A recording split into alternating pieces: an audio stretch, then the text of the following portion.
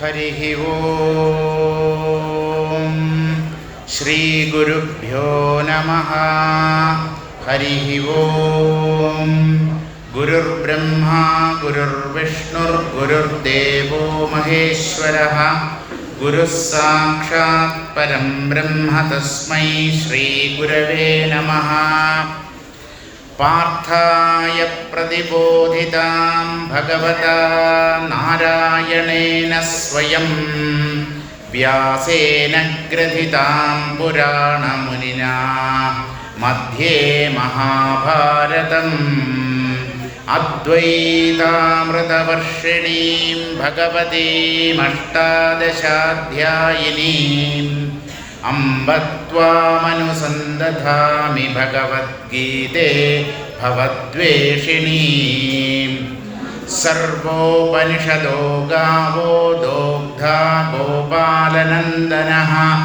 പാർത്ഥോ വത്സഃ സുധീർഭോക്താ ദുഗ്ധം ഗീതാമൃതം മഹതേ. നമോസ്തുതേ വ്യാസവിശാലബുദ്ധേ പുല്ലാരവിന്ദായതപത്രനേത്ര. യേന ത്വയാ ഭാരതതൈലപൂർണഃ പ്രജ്വാലിതോ ജ്ഞാനമയഃ പ്രദീപഃ. പ്രപന്നപാരിജാതായ സ്തോത്രവേത്രൈകപാണയേ ജ്ഞാനമുദ്രായ കൃഷ്ണായ ഗീതാമൃതദുഹേ നമഃ. പാരാശര്യവചഃ സരോജമമലം ഗീതാർത്ഥഗന്ധോത്കടം നാനാഖ്യാനകകേസരം ഹരികഥാ സംബോധനാബോധിതം.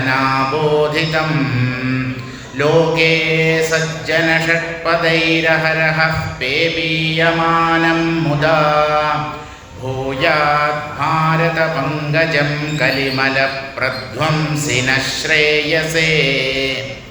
യം ബ്രഹ്മാ വരുണേന്ദ്രരുദ്രമരുതസ്തുന്വന്തി ദിവ്യൈസ്തവൈഃ വേദൈഃ സാംഗപദക്രമോപനിഷദൈർഗായന്തി യം സാമഗാഃ. ധ്യാനാവസ്ഥിതതദ്ഗതേന മനസാ പശ്യന്തി യം യോഗിനോ യസ്യാന്തം ന വിദുഃ സുരാസുരഗണാ ദേവായ തസ്മൈ നമഃ. എല്ലാവർക്കും എൻ്റെ വിനീതമായ പ്രണാമം. ഭഗവത്ഗീതയിലെ 7-ാമത്തെ അധ്യായമായ ജ്ഞാനവിജ്ഞാന യോഗം, അതാണ് എനിക്ക് നൽകപ്പെട്ടിട്ടുള്ള പ്രഭാഷണ വിഷയം. ഇപ്പം ഞാനായിട്ട് ഒരു പ്രഭാഷണം കാഴ്ചവെക്കുന്നത് അത് യുക്തമാണെന്ന് എനിക്ക് തോന്നുന്നില്ല. അപ്പം ഗീത ഉപദേശിച്ചത് സാക്ഷാത് ശ്രീകൃഷ്ണനാണ്. ശ്രീകൃഷ്ണൻ തന്നെ എഴുതിയ ഒരു വ്യാഖ്യാനമുണ്ട് ഗീതയ്ക്ക്. അതാണ് ഞാൻ പിന്തുടരാൻ ആഗ്രഹിക്കുന്നത്. ശ്രീകൃഷ്ണൻ അങ്ങനെ ഗീതയ്ക്ക് വ്യാഖ്യാനം എഴുതിയതായി നിങ്ങൾക്കറിയാമോ? ആരെങ്കിലും കേട്ടിട്ടുണ്ടോ? എന്നാൽ എഴുതിയിട്ടുണ്ട്. ബ്രഹ്മശ്രീ ജി ബാലകൃഷ്ണൻ നായർ സാർ എഴുതിയ ശിവാരവിന്ദം ഭാഷ്യമാണ് പ്രഭാഷണത്തിനായി ഞാൻ കൂടെ കൊണ്ടുവന്നിട്ടുള്ളത്. അതുകൊണ്ട് നിങ്ങൾ ശ്രവിക്കുന്നത് എൻ്റെ വാക്കുകളാവത്തില്ല, ബാലകൃഷ്ണൻ നായർ സാറിൻ്റെ വാക്കുകളായിരിക്കും. 7-ാമത്തെ അധ്യായത്തിൻ്റെ പേര് ജ്ഞാനവിജ്ഞാന യോഗം എന്നാണ്. ഒരു സത്യാന്വേഷി യോഗം അഭ്യസിച്ച് ആത്മാനുഭവത്തിലൂടെ പ്രപഞ്ചാശ്രയമായ സത്യത്തിൻ്റെ സമ്പൂർണ്ണ രൂപം യുക്തി കൊണ്ടും അനുഭവം കൊണ്ടും എങ്ങനെ തെളിച്ചറിയുന്നു എന്നതാണ് 7-ാമത്തെ അധ്യായത്തിലെ പ്രതിപാദ്യം. പ്രപഞ്ചത്തിന് ആശ്രയമായ ഒരു തത്വമുണ്ട്. അതിനെയാണ് ആത്മാവ്, ബ്രഹ്മം, ഭഗവാൻ, ദൈവം, ഈശ്വരൻ എന്നൊക്കെ പേര് പറഞ്ഞ് വിളിക്കുന്നത്. പേര് എന്ത് പറഞ്ഞാലും ദോഷമൊന്നുമില്ല, വസ്തു ഒന്നേ ഉള്ളൂ. എന്ത് പേര് പറഞ്ഞ് വിളിച്ചാലും കുഴപ്പമൊന്നുമില്ല. ആ പ്രപഞ്ചാശ്രയമായ സത്യത്തെ, അതിൻ്റെ പൂർണ്ണ രൂപത്തെ, അത് വാസ്തവത്തിൽ എന്താണ് എന്നുള്ളതിനെ യുക്തിയിലൂടെയും അനുഭവത്തിലൂടെയും ഒരു വ്യക്തി എങ്ങനെയാണ് തെളിച്ചറിയുന്നത് എന്നതാണ് ഈ 7-ാമത്തെ അധ്യായത്തിലെ പ്രതിപാദ്യം. ഈ 7-ാം അധ്യായം മുതൽ 6 അധ്യായങ്ങൾ തത്വമസി മഹാവാക്യത്തിലെ തത്ത് എന്ന വാക്കിൻ്റെ അർത്ഥത്തെ വിവരിക്കുന്നതാണ്. തത്വമസി ഛാന്തോക്യോപനിഷത്തിലെ മഹാവാക്യമാണ്. 4 മഹാവാക്യങ്ങളിലൊന്നാണ് തത്വമസി. അതിൽ തത്ത് എന്ന വാക്ക് ബ്രഹ്മത്തെ സൂചിപ്പിക്കുന്നതാണ്. പ്രപഞ്ചത്തിൻ്റെ അധിഷ്ഠാനമായ ആ പരമാത്മതത്വം, ആ തത്പദത്തിൻ്റെ വിവരണമാണ് 7 മുതൽ 6 അധ്യായങ്ങൾ എന്ന് പറഞ്ഞാൽ 7-ാമത്തെ അധ്യായം മുതൽ 12-ാം അധ്യായം വരെ. നമുക്ക് 1-ാമത്തെ ശ്ലോകത്തിലേക്ക് പ്രവേശിക്കാം. ശ്രീ ഭഗവാനുവാച, ഭഗവാൻ പറഞ്ഞു, മയ്യാസക്തമനാഃ പാർത്ഥ യോഗം യുഞ്ജന്മദാശ്രയഃ അസംശയം സമഗ്രം മാം യഥാ ജ്ഞാസ്യസി തച്ഛൃണു. അല്ലയോ അർജുന, പാർത്ഥൻ എന്ന വാക്കിൻ്റെ അർത്ഥം പൃഥയുടെ മകൻ. പൃഥ എന്ന് പറഞ്ഞാൽ കുന്തിദേവി. കുന്തിദേവിയുടെ മകനായതുകൊണ്ടാണ് പാർത്ഥൻ എന്ന അർജുനന് പേര് ലഭിച്ചത്.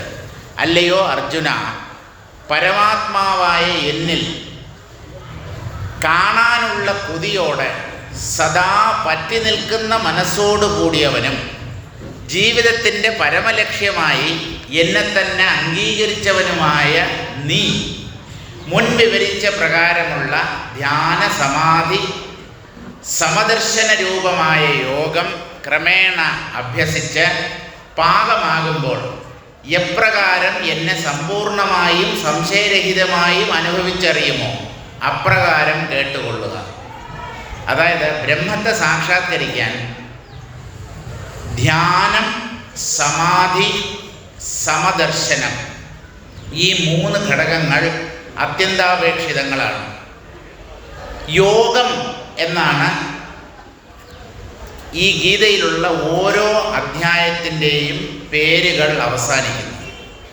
അർജുന വിഷാദ യോഗം, സാഖ്യയോഗം, കർമ്മയോഗം, ധ്യാനയോഗം, ക്ഷരാക്ഷര വിഭാഗയോഗം, ജ്ഞാന വിജ്ഞാന യോഗം, അങ്ങനെ എല്ലാ അധ്യായത്തിൻ്റെയും കൂടെ യോഗം എന്ന വാക്ക് ചേർത്താണ് പറയുന്നത്.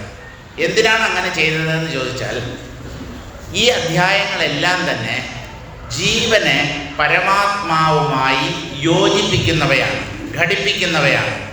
ആത്മസാക്ഷാത്കാരത്തിലേക്ക് നയിക്കുന്ന വിവിധ ഉപായങ്ങളാണ് ഓരോ അധ്യായത്തിലും പ്രതിപാദിക്കപ്പെടുന്നത്.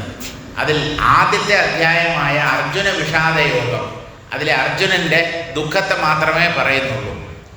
യഥാർത്ഥ ഗീത ആരംഭിക്കുന്നത് 2-ാം അധ്യായം മുതൽക്കാണ്. സാഖ്യയോഗം എന്ന പേരോടുകൂടിയ 2-ാമത്തെ അധ്യായം മുതലാണ് ഗീത ആരംഭിക്കുന്നത്. 2-ാമത്തെ അധ്യായത്തോടു കൂടി തന്നെ ഗീത അവസാനിക്കുകയും ചെയ്യും. അല്ല, പിന്നീട് 16 അധ്യായങ്ങളുണ്ടല്ലോ എന്ന് ചോദിച്ചാൽ, കൃഷ്ണന് പറയാനുള്ളത് 2-ാമത്തെ അധ്യായം കൊണ്ട് അദ്ദേഹം പറഞ്ഞു തീർത്തു സാഖ്യയോഗത്തിൽ. അർജുനൻ്റെ സംശയം തീർന്നില്ല. അർജുനൻ വീണ്ടും വീണ്ടും ഇങ്ങനെ ഓരോ കാര്യങ്ങൾ ചോദിച്ചുകൊണ്ടിരിക്കുകയാണ്. അതിനുള്ള മറുപടി എന്നോണമാണ് മറ്റധ്യായങ്ങൾ ശ്രീകൃഷ്ണൻ അവതരിപ്പിച്ചത്. ഇപ്പോൾ ഈ ശ്ലോകത്തിലെ അസംശയം സമഗ്രം 2 വാക്കുകളുണ്ട്. അസംശയം സമഗ്രം മാം യഥാ ജ്ഞാസ്യസി തച്ഛൃണു. അസംശയം എന്നുള്ള വാക്കിന് സംശയരഹിതം എന്നാണ് അർത്ഥം. യാതൊരു സംശയത്തിനും ഇട നൽകാത്തത്. സമഗ്രം എന്ന വാക്കിന് സമ്പൂർണം, പരിപൂർണം, ഒന്നും വിട്ടുപോകാതെ മുഴുവനായി, മുഴുവൻ എന്നുള്ള അർത്ഥത്തിലാണ് ഈ സമഗ്രം. ഈ വേദാന്തം കാട്ടിത്തരുന്ന സത്യം അവ്യക്തമോ അല്പമോ അല്ല. അവ്യക്തമല്ല എന്ന് സൂചിപ്പിക്കാനാണ് അസംശയം എന്ന വാക്ക് പ്രയോഗിച്ചത്. അല്പമല്ല എന്ന് സൂചിപ്പിക്കാനാണ് സമഗ്രം എന്ന വാക്ക് പ്രയോഗിച്ചിരിക്കുന്നത്. ഈ വേദാന്ത സത്യം അഥവാ ബ്രഹ്മതത്വം ശ്രുതി യുക്തി അനുഭവങ്ങളിലൂടെ ഒരാൾക്ക് സംശയരഹിതമായി തെളിയുന്ന സത്യമാണ്. ശ്രുതി എന്ന് പറഞ്ഞാൽ വേദങ്ങൾ, വേദങ്ങളിൽ തന്നെ ഉപനിഷത്തുകൾ. വേദങ്ങളുടെ അവസാന ഭാഗത്തിലാണ് ഉപനിഷത്തുകളെ നമുക്ക് കാണാൻ കഴിയുക. അതുകൊണ്ട് ഉപനിഷത്തുകളെ തന്നെ വേദങ്ങളുടെ അവസാനം അല്ലെങ്കിൽ വേദ അന്തം എന്നും വിളിക്കാറുണ്ട്. യോഗാഭ്യാസം ക്രമേണ സർവത്ര സമദർശനം വരെ എത്തി പാകപ്പെടുമ്പോഴാണ് അസംശയവും സമ്പൂർണവുമായ സത്യാനുഭവം ഉണ്ടാകുന്നത് എന്നുള്ള കാര്യം വിസ്മരിച്ചുകൂടാ. ഈ യോഗക്രമം 6-ാം അധ്യായത്തിൽ പടിപ്പടിയായി വിവരിച്ചിട്ടുണ്ട്. അതായത് ഇപ്പം നമ്മൾ വായിക്കുന്നത് 7-ാമത്തെ അധ്യായമാണ്. ഇതിനു മുമ്പുള്ള 6-ാം അധ്യായം ധ്യാനയോഗമാണ്. ആ ധ്യാനയോഗത്തിൽ എങ്ങനെയാണ് മനസ്സിനെ പതുക്കെ പതുക്കെ സത്യത്തിൽ കേന്ദ്രീകരിച്ച് നിർത്തി ഈ ആത്മാവിനെ സാക്ഷാത്കരിക്കേണ്ടത് എന്നുള്ള കാര്യം ആ 6-ാമത്തെ അധ്യായത്തിൽ പറയുന്നുണ്ട്. താൻ വിവരിക്കാൻ പോകുന്ന ജ്ഞാനത്തെ അസംശയമെന്നും സമഗ്രമെന്നും വിശേഷിപ്പിച്ചത് എന്തുകൊണ്ട് എന്നാണ് ഭഗവാൻ തന്നെ വെളിപ്പെടുത്തുന്നത്. അതാണ് 2-ാം ശ്ലോകം. ആദ്യത്തെ ശ്ലോകത്തിൽ സമഗ്രമാണ് ഈ ആത്മതത്വത്തെക്കുറിച്ചുള്ള വിവരണം. അതുപോലെ സംശയത്തിന് ഇട നൽകാത്തതാണ്.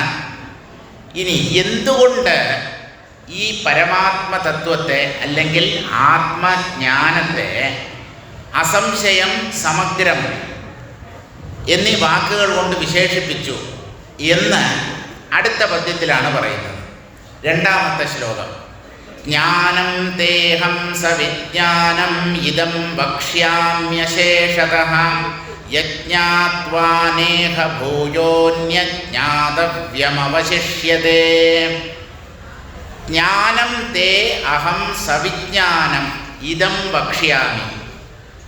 വിജ്ഞാനത്തോടു കൂടിയ ജ്ഞാനത്തെ ഞാൻ നിനക്ക് പൂർണ്ണമായി, അല്പം പോലും കുറഞ്ഞു പോകാത്ത രീതിയിൽ, ഒന്നും വിട്ടുപോകാത്ത രീതിയിൽ നിനക്ക് ഞാൻ പറഞ്ഞു തരാം. യജ്ഞാത്വ, ഏതൊന്നിനെ അറിഞ്ഞു കഴിഞ്ഞാൽ, ന ഇഹ ഭൂയഃ അന്യത് ജ്ഞാതവ്യം അവശിഷ്യതേ, മറ്റൊന്നും നിനക്ക് അറിയാൻ ബാക്കിയുണ്ടാവുകയില്ല. അങ്ങനെയുള്ള ആ അറിവ്, സമഗ്രമായ സമ്പൂർണമായ അറിവിനെ ഞാൻ നിനക്ക് പറഞ്ഞു തരാം എന്നാണ് ഭഗവാൻ അർജുനനോട് പറയുന്നത്.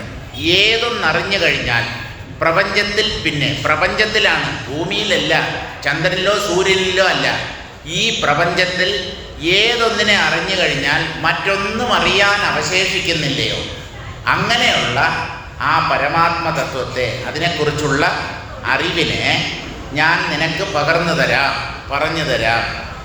ഏതൊന്നറിഞ്ഞു കഴിഞ്ഞാൽ പ്രപഞ്ചത്തിൽ പിന്നെ വേറെ അറിയേണ്ടതായി ഒന്നും ഉണ്ടായിരിക്കുകയില്ലയോ, ആ വിധമുള്ള അറിവിനെ അനുഭവസഹിതം ഒട്ടും ബാക്കി വയ്ക്കാതെ ഞാൻ നിനക്ക് ഉപദേശിച്ചു തരാം എന്നുള്ള മുഖവരയോടു കൂടിയാണ് കൃഷ്ണൻ സത്യത്തെ അവതരിപ്പിക്കാൻ ശ്രമിക്കുന്നത്. ഇതിലൊരു വാക്കുണ്ട്, വക്ഷ്യാമ്യശേഷതഃ, പൂർണ്ണമായി, ഒന്നും ശേഷിക്കാതെ, ഒന്നും ബാക്കി വയ്ക്കാതെ പൂർണ്ണമായി ഞാൻ പറഞ്ഞു തരാം. അപ്പോൾ അതിനെക്കുറിച്ച് ബാലകൃഷ്ണൻ നായർ സാറ് എന്താണ് പറയുന്നത് എന്നുള്ളത് കൂടെ നമുക്ക് ശ്രദ്ധിക്കാം. സിദ്ധാന്തപരമായ അറിവാണ് ജ്ഞാനം. അതായത് അനുഭവമല്ല, സത്യം എന്താണ് എന്ന് ഒരാൾ ആദ്യമായി ബുദ്ധിപരമായി ഗ്രഹിക്കണം. താൻ അന്വേഷിക്കുന്നത് എന്തിനെയാണ്, എന്താണ് തൻ്റെ ലക്ഷ്യം എന്നുള്ളതിനെക്കുറിച്ച് വ്യക്തമായ ഒരു അറിവില്ലാതെ അന്വേഷിച്ചിട്ട് കഥയില്ല. അതുകൊണ്ട് സിദ്ധാന്തപരമായ ജ്ഞാനം കൂടിയേ തീരും. സിദ്ധാന്തപരമായ അറിവിനെയാണ് ജ്ഞാനം എന്ന് പറയുന്നത്. ഈ അധ്യായത്തിൻ്റെ പേര് ജ്ഞാനവിജ്ഞാന യോഗം എന്നാണല്ലോ. അതിൽ ജ്ഞാനം എന്നതുകൊണ്ട് ഉദ്ദേശിക്കപ്പെടുന്നത് സിദ്ധാന്തപരമായ അറിവാണ്. എന്ന് പറഞ്ഞാൽ വേദാന്ത ഗ്രന്ഥങ്ങളും ഉപനിഷത്തുകളും മറ്റ് പ്രകരണ ഗ്രന്ഥങ്ങളുമൊക്കെ വായിച്ച് ഈ ആത്മതത്വം അല്ലെങ്കിൽ ബ്രഹ്മതത്വം വാസ്തവത്തിൽ എങ്ങനെയുള്ളതാണ്, അതിൻ്റെ സ്വരൂപം എന്താണ് എന്ന് താത്വികമായി അല്ലെങ്കിൽ ബുദ്ധിപരമായി ഗ്രഹിക്കുന്നതിനെയാണ്, ആ അറിവാണ് ജ്ഞാനം എന്ന് പറയുന്നത്. അത് തന്നെ കാലക്രമത്തിൽ അനുഭവപ്പെട്ട് കഴിഞ്ഞാൽ എന്ന് പറഞ്ഞാൽ അതിനെ സാക്ഷാത്കരിച്ചു കഴിഞ്ഞാൽ അപ്പോൾ അതിൻ്റെ പേര് വിജ്ഞാനം എന്നാണ്. ഇതാണ് ജ്ഞാനത്തിനും വിജ്ഞാനത്തിനും തമ്മിലുള്ള വ്യത്യാസം. ജ്ഞാനം സിദ്ധാന്തപരമായ അറിവ്, വിജ്ഞാനം അനുഭവപൂർവമായ ജ്ഞാനം എന്ന് പറഞ്ഞാൽ അത് അനുഭവം തന്നെയാണ്. ഒരു വസ്തുവിനെക്കുറിച്ചുള്ള കേട്ടറിവ്, അതാണ് ജ്ഞാനം. അതിനെ കാണുകയോ അല്ലെങ്കിൽ രുചിക്കുകയോ നമ്മുടെ ഇന്ദ്രിയങ്ങളിലൂടെയും മനസ്സിലൂടെയും ബുദ്ധിയിലൂടെയും ഇന്ദ്രിയ മനസ്സുകളിലൂടെയാണ് ബാഹ്യ വസ്തുക്കളെ നമ്മൾ അറിയുന്നത്. ആ ഇന്ദ്രിയാനുഭവം വിജ്ഞാനമാണ്. ആ ഒന്നിനെക്കുറിച്ചുള്ള അറിവ് നമ്മൾ കേട്ട് മനസ്സിലാക്കുന്നത്, അതായത് അതിനെ അനുഭവിച്ചിട്ടില്ല, അനുഭവിക്കുന്നതിന് മുമ്പുള്ള കേട്ടറിവിനെയാണ് ജ്ഞാനം എന്നതുകൊണ്ട് ഉദ്ദേശിക്കുന്നത്. സർവത്ര ബ്രഹ്മമയമാണ് പ്രപഞ്ചം.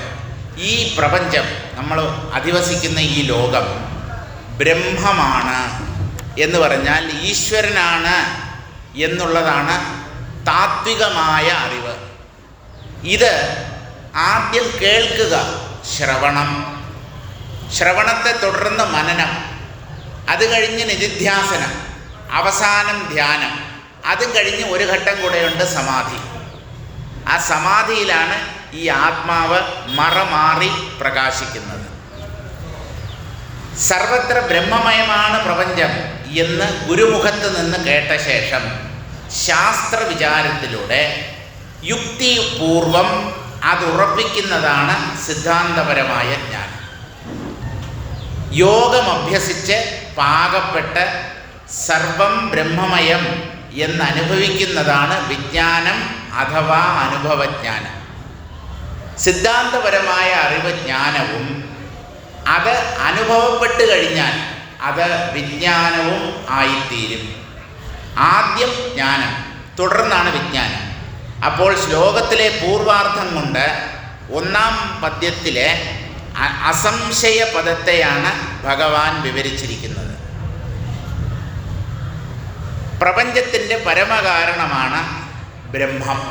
ബ്രഹ്മത്തിൽ നിന്ന് ഉണ്ടായതാണ് ഈ ലോകം. ഈ ലോകം എന്ന് പറഞ്ഞാൽ അനന്തകോടി ബ്രഹ്മാണ്ടങ്ങൾ. നമ്മുടെ ഭൂമി മാത്രമല്ല, നമ്മുടെ സൗരയൂഥം മാത്രമല്ല.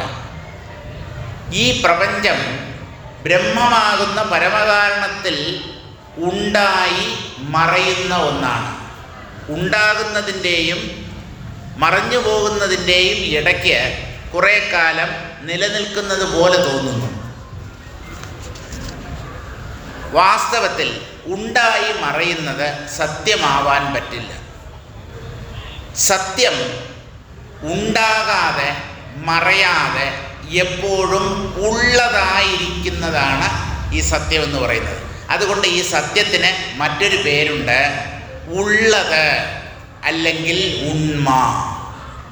ഉള്ളതിൻ്റെ സ്വഭാവമാണ് ഉണ്മ എന്ന് പറയുന്നത്. അതിനെ സംസ്കൃതത്തിൽ സത്ത് എന്നാണ് പറയുന്നത്. സത്ത്, സച്ചിദാനന്ദം എന്ന് നമ്മൾ പറയാറില്ലേ, അത് സത്ത് ചിത്ത ആനന്ദം, ഇത് മൂന്നും ചേർന്നതാണ്. അപ്പോൾ ഈ ബ്രഹ്മമാകുന്ന പരമകാരണത്തിൽ ഉണ്ടായി മറയുന്ന എല്ലാ കാര്യരൂപങ്ങളും, കാര്യരൂപങ്ങൾ എന്ന് പറഞ്ഞാൽ ബ്രഹ്മമാണ് കാരണം, അതിൽ നിന്ന് ഉണ്ടായതൊക്കെ കാര്യമാണ്. ഇഫക്റ്റ് എന്ന് നമുക്ക് ഇംഗ്ലീഷിൽ പറയാം, കോസ് ആൻഡ് ഇഫക്റ്റ്. ആ ഇഫക്റ്റ്, അതിനെയാണ് കാര്യമെന്ന് പറയുന്നത്. കാരണത്തിൽ നിന്നുണ്ടാകുന്ന കാര്യം ഒരിക്കലും കാരണത്തിൽ നിന്ന് വിഭിന്നമാകാൻ പറ്റില്ല. ഇതാണ് യുക്തി. മണ്ണിൽ നിന്നുണ്ടാകുന്ന കുടം മണ്ണല്ലാതെ മറ്റൊന്നാവാൻ പറ്റില്ല. സ്വർണത്തിൽ നിന്ന് രൂപപ്പെടുന്ന സ്വർണ്ണാഭരണങ്ങൾ സ്വർണമല്ലാതെ മറ്റൊന്നാവാൻ പറ്റില്ല. സമുദ്രത്തിൽ പൊന്തിമറയുന്ന തിരകളും കുമിളകളും നുരയും പതയും എല്ലാം വെള്ളമാകാതെ മറ്റൊന്നാവാൻ പറ്റില്ല. ബ്രഹ്മത്തിൽ നിന്ന് പൊന്തിമറയുന്ന സകല നാമരൂപങ്ങളും ബ്രഹ്മമല്ലാതെ വേറൊന്നാവാൻ പറ്റില്ല. ഇതാണ് യുക്തി. ഈ യുക്തിയുടെ പിൻബലത്തോടു കൂടി വേണം തത്വവിചാരം ചെയ്യാൻ. പരമകാരണം കാരണാവസ്ഥയിൽ രണ്ടില്ലാത്ത കേവല വസ്തുവാണ്. പരമകാരണം കാരണമായിരിക്കുമ്പോൾ, അതായത് അതിൽ നിന്ന് കാര്യങ്ങൾ ആവിർഭവിക്കുന്നതിന് മുമ്പ് അത് കാരണം മാത്രമായി നിൽക്കുകയായിരുന്നല്ലോ. ആ പരമകാരണത്തിൽ ദ്വൈതം സാധ്യമല്ല. അത് മാത്രമായി, ഏകമായി, അദ്വൈതമായി സ്ഥിതി ചെയ്യുന്ന ഒന്നാവണം. അതിനെയാണ് കേവലസ്ഥിതി എന്ന് പറയുന്നത്. ബ്രഹ്മം നിർഗുണവും കേവലവുമാണ്. അതിൽ പ്രപഞ്ച ഗുണങ്ങളൊന്നും കാണാനില്ല. പ്രപഞ്ച ഗുണങ്ങളെന്ന് പറഞ്ഞാൽ 5 ഉള്ളൂ. ശബ്ദം, സ്പർശം, രൂപം, രസം, ഗന്ധം. ഈ 5 നമ്മുടെ 5 ഇന്ദ്രിയങ്ങളിലൂടെ നാം അനുഭവിക്കുന്നത്. അതൊന്നും ബ്രഹ്മത്തിൽ ഇല്ല. ബ്രഹ്മത്തിന് നിറമില്ല, മണമില്ല, രുചിയില്ല. അതുകൊണ്ട് നമ്മുടെ ഇന്ദ്രിയങ്ങൾ കൊണ്ട് അതിനെ ഗ്രഹിക്കാൻ സാധ്യമല്ല. പിന്നെ എങ്ങനെയാണ് ഈ ബ്രഹ്മത്തെ അറിയുക എന്ന് ചോദിച്ചാൽ, സൂക്ഷ്മമായ ബുദ്ധി കൊണ്ട് വേണം ഈ ആത്മതത്വത്തെ അല്ലെങ്കിൽ ബ്രഹ്മത്തെ അറിയാൻ. ഇപ്പം കാരണത്തിൽ നിന്ന് പൊന്തുന്ന എന്തും കാരണമല്ലാതെ മറ്റൊന്നാവാൻ പറ്റില്ല. ഇതാണ് യുക്തി. കാര്യം എന്ന് പറയുന്നത് കാരണത്തിൻ്റെ തന്നെ മറ്റൊരു രൂപമാണ്. സ്വർണ്ണാഭരണങ്ങൾ, ജ്വല്ലറിയിൽ പ്രദർശിപ്പിക്കപ്പെട്ടിട്ടുള്ള സ്വർണ്ണാഭരണങ്ങൾ, അതൊക്കെ അടിസ്ഥാനപരമായി സ്വർണം തന്നെയാണ്. സ്വർണ്ണമല്ലാതെ വേറെ എന്തെങ്കിലും ഉണ്ടോ? അല്ല, അല്പം ചെമ്പ് ചേർത്തിട്ടുണ്ടാവും, എന്നാലേ ആഭരണങ്ങൾ ഉണ്ടാക്കാൻ പറ്റും. ഇപ്പം ചെമ്പ് ചേരാത്ത സ്വർണമാണെന്ന് വിചാരിക്കുക, തനി തങ്കം. ആ തങ്കത്തിൽ തങ്കമല്ലാതെ മറ്റൊന്നുമില്ല. അതുപോലെ കാര്യം യഥാർത്ഥത്തിൽ കാരണം തന്നെയാണ്. കാരണം ഒരു രൂപത്തോടു കൂടി പ്രകടമാകുമ്പോഴാണ് അതിനെ കാര്യം എന്ന് പറയുന്നത്. കാര്യം എന്ന് പറഞ്ഞാൽ നാമവും രൂപവും. രൂപം വെറുതെ ഉണ്ടെന്ന് തോന്നുന്നതാണ്. നാമം നമ്മൾ കൊടുക്കുന്നതാണ്. പേര് നമ്മൾ വയ്ക്കുന്നതാണ്. ഒരു കുഞ്ഞും ഇവിടെ പേരോടുകൂടിയല്ല ജനിക്കുന്നത്. കുഞ്ഞിന് നാമകരണം ചെയ്യുന്നത് മാതാപിതാക്കളാണ്. അതുപോലെ ഈ ബ്രഹ്മത്തിന് ബ്രഹ്മമെന്നുള്ള പേര് പോലും ഋഷിമാർ നൽകിയതാണ്. അതിന് വാസ്തവത്തിൽ പേരില്ല, ഊരുമില്ല, പേരുമില്ല, രൂപവുമില്ല.